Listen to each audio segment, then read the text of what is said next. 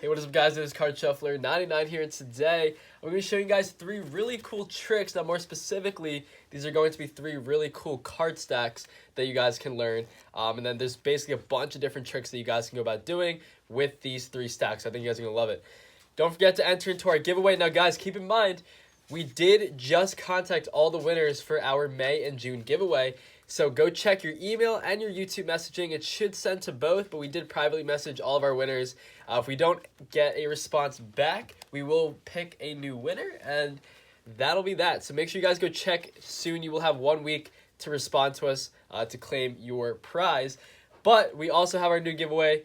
What are we giving away? Well, $200 Amazon gift cards. All you have to do to enter is like the video, subscribe to the channel, comment down below what are your summer 2019 goals, and then make sure you guys have your post notifications turned on. That is really it. And anyway, guys, I hope you enjoy the stacks. Let's get to it. So I'm going to start out today. So what we got here is we're going to break down, like I said, 3 different stacks. So we're going to talk about the size 7 stack. Okay, so that's going to be here.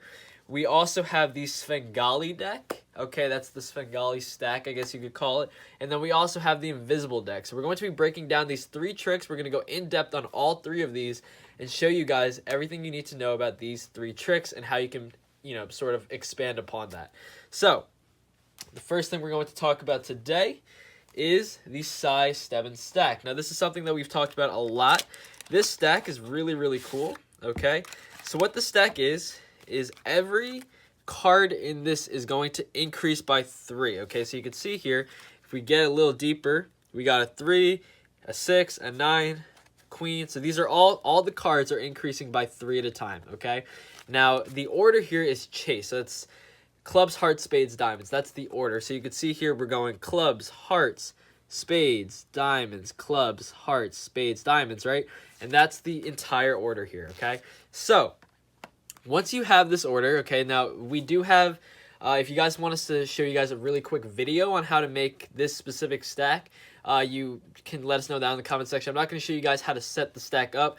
All you guys need to know is that all the cards increase by 3, and that basically goes clubs, hearts, spades, diamonds. If you guys want an easy way to start it, find the ace of clubs, put that on the bottom, and then start going from there, okay? So from the ace of clubs, you have a 4 because you're increasing by 3, and once again, it's clubs, hearts, spades, diamonds, and then from there you can just go through the deck and set up the rest of the stack. So now that's a little more complicated in terms of setting the stack up.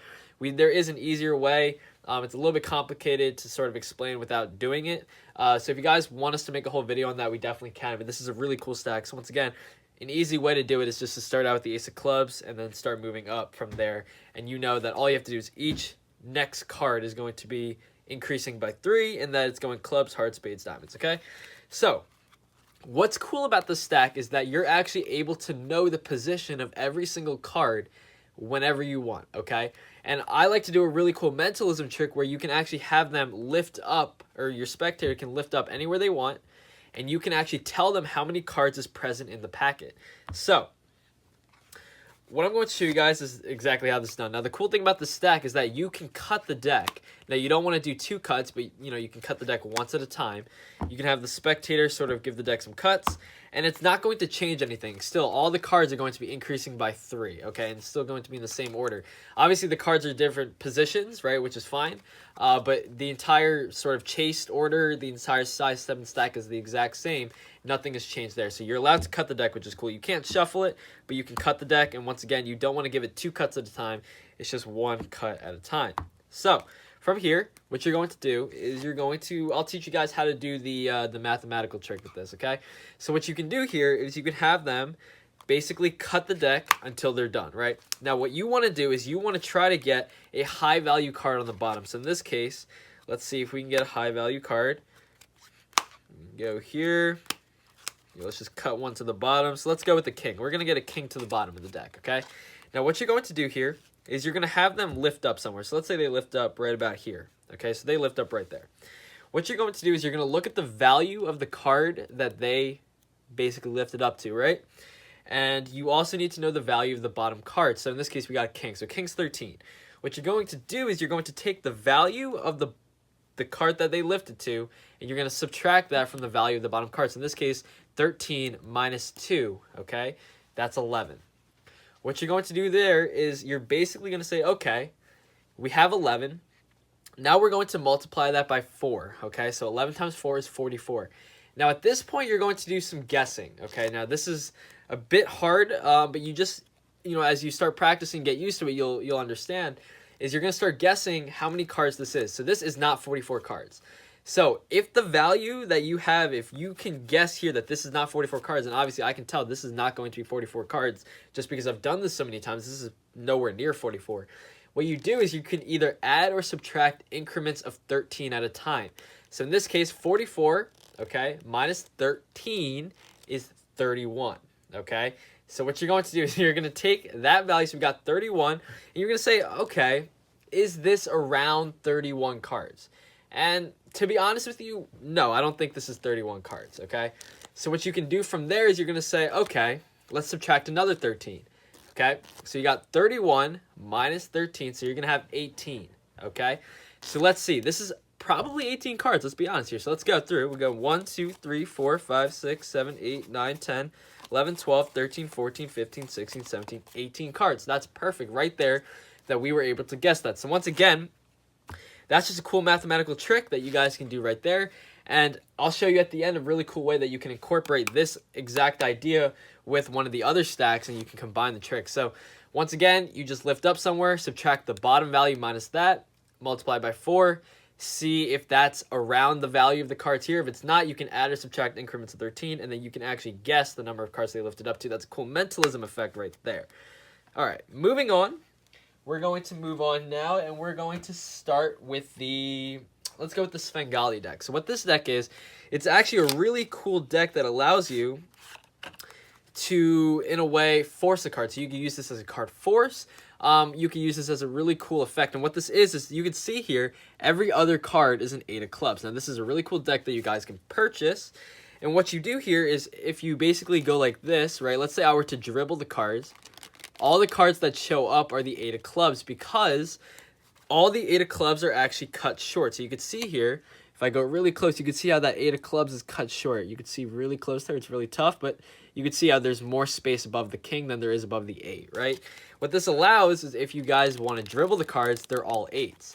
Also, if you were to riffle down the deck like so, you can see that all the cards are different, right? You can see all the cards are different. If you want to riffle down the side like that, all the cards will appear different. If you wanted to, you can riffle down like so and have them put their finger in, and whatever card that they touch is going to be the 8 of clubs. You don't want to use this card, obviously, but it's whatever. If you wanted to riffle down, you could force a card like this by saying, hey, let's riffle down. You can say, here, put your finger in. They put their finger in. Whatever card they touch, it's going to be the 8 of clubs every time. You could even show them the next card is a different card. And even then, the card below it is also a different card. So that's pretty cool, right? Is that you can sort of make it seem fair that way, right? They can put their finger anywhere they want, and they're always going to get to the 8 of clubs. Now, obviously, you're not going to want to use the same deck, but this is a cool way that you can sort of force a card, and you get rid of the deck from there and basically do a bigger sort of act. So there's so many different options for that, but this is a really cool way that you guys can force a card with one deck, and then you can move on to a bigger stage act, maybe like a big prediction. You can do anything you want. Options are endless, but this is a really cool stack that I thought we should mention.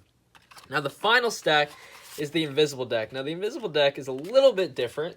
Now, we got 2 here. So what I'm going to show you with the invisible deck, what you have here is on one side, and basically you're going to have 2 cards that are stuck together by this sort of rough finish. Okay, so basically all the backs of the cards have this rough sort of sandpaper-like texture that allows the cards to sort of stick together, right? So you're going to have cards back to back. You can see here, they're all back to back. Okay, and what this is basically a stack that allows you to know where their card is, and you can combine this with the mentalism effect. So all the cards on this side are even. So you can see here, every single card here is even. Okay, and then when you flip it over, every single card here is odd. Now, the important thing to know is that the cards back to back are going to add up to 13. So in this case, 11 plus 2 is 13. Okay, the only other thing you need to know is that clubs are going to go with diamonds and hearts go with spades. That's it. Easy way to understand that is that spades and hearts are kind of looking alike. They kind of look the same, right? So from here, what you can do is you can have someone say, oh, let's say you have someone name a card, right? Let's say they name the, I don't know, the 8 of hearts, okay? The 8 of hearts.